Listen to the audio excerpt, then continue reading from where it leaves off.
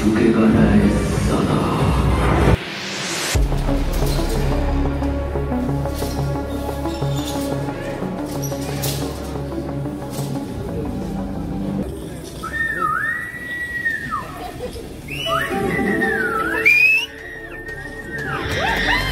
इधर आ रे, अब इसको रिकॉर्ड कर।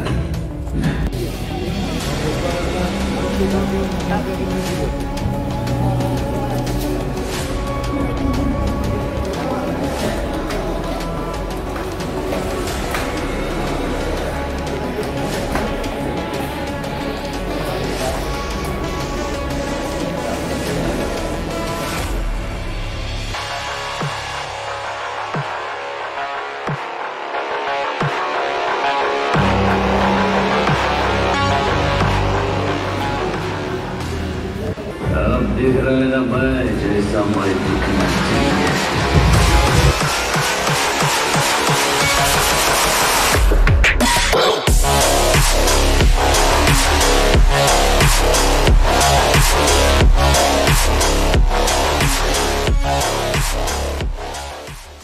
উন্নতধৰ্মী চিনেমা আমি চাবলৈ পালোঁ। তাৰপৰা মানে যিমানখিনি এতিয়া একশ্যন ছেকশ্যনৰ পৰা আদি কৰি যিমানখিনি কাহিনী উন্নত হ'ব লাগে সেইখিনি মানে আমাৰ হিন্দী চিনেমাত বহুতখিনি আহিছে।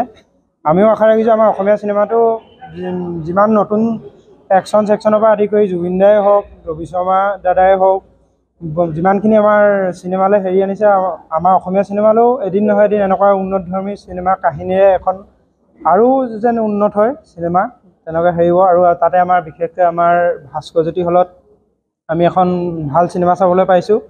এনেকুৱা যেন হল যেন সব জেগাতে হওক।